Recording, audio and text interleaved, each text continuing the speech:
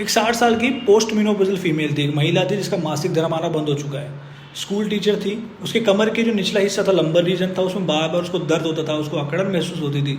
पिछले 6 साल से वो एक गर्ड, एक डिजीज़ होती है गैस्ट्रो ईसोफेजियल रिफ्लक्स डिजीज, उसके लिए वो 4 साल से लगभग टैबलेट पेंटाप्रोजोल 40 mg ले रही थी वो लगातार, कभी उसने रोकी नहीं।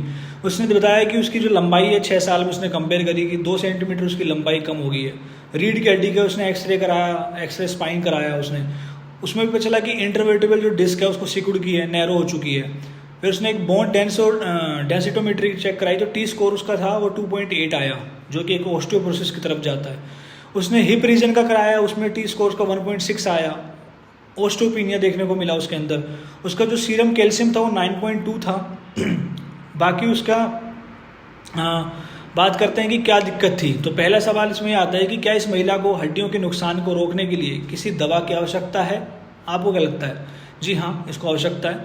महिला को तुरंत क्या है दवाई देने की जरूरत है। उसके रीज़न क्या है?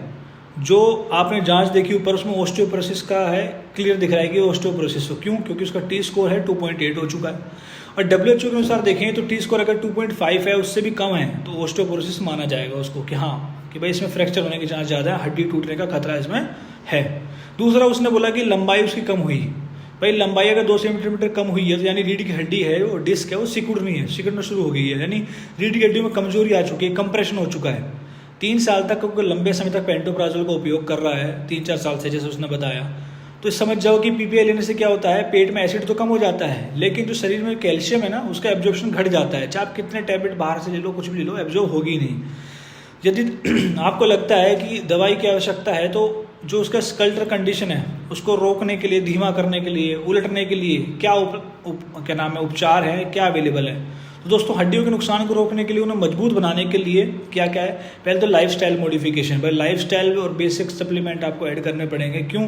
क्योंकि वो पेंटाप्रोजोल लो रही है, आपको बता चुका हूँ मैं, कैल्शियम एब्जॉर्प्शन कम हो जाता है, तो इसलिए आपको ये चीज़ ध्यान रखनी है क्योंकि जो कैल्शियम जो है उसका एब्जॉर्प्शन, जो एसिडिटी वाली जो कंडीशंस हैं उसका एब्जॉर्प्शन घटा देती हैं, वो एब्जॉर्ब होता ही नहीं है, आप चाहे कहीं से ले लो। तो इनको क्या नियमित समय तक यूज़ करना है, ये नहीं कि इनको लगातार यूज़ कर रहे हैं आप पागलों की तरह, गलतियाँ बिल्कुल ना करें, ठीक है। दूसरी बात, उनको हम क्या है कोलेकेल्सिफेरॉल D3 चलाएंगे, उनकी विटामिन डी, जो कि वीकली चलाएंगे, यानी सप्ताह में क्या है एक बार देंगे। और ऐसा हम इनको 6 से 7 हफ्ते तक या 6 से 8 हफ्ते तक कंटिन्यू कर सकते हैं। उसके बाद हम क्या है बिसफॉस्फोनेट के एग्जाम्पल लाइक एलेंड्रोनेट, जिनको हम हफ्तों में, या फिर जोलेंड्रोनिक एसिड है उनको साल में एक बार इंजेक्शन दे सकते हैं। ये दवाई क्या है ऑस्टियोपोरोसिस के इलाज के लिए सबसे पहली पसंद है, यानी फर्स्ट लाइन मानी जाती हैं। और SERM यूज़ कर सकते हैं। SERM में सिलेक्टिव एस्ट्रोजन रिसेप्टर मॉड्यूलेटर, जैसे कि रेलॉक्सिफिन। ये क्या करती हैं, पोस्ट मेनोपॉजल फीमेल्स में एस्ट्रोजन की कमी जो हो जाती है उससे जो बोन लॉस है उसको रोकती हैं और रीढ़ के हड्डी के फ्रैक्चर को जोखिम को कम करती हैं।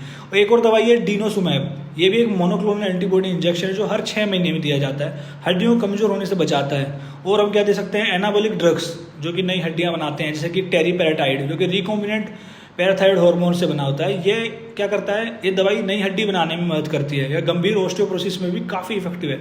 ऐसी और इंटरेस्टिंग फैक्ट के लिए मुझे फॉलो करें, अपने मेडिकल दोस्तों से शेयर करें और लाइक करें। Thank you.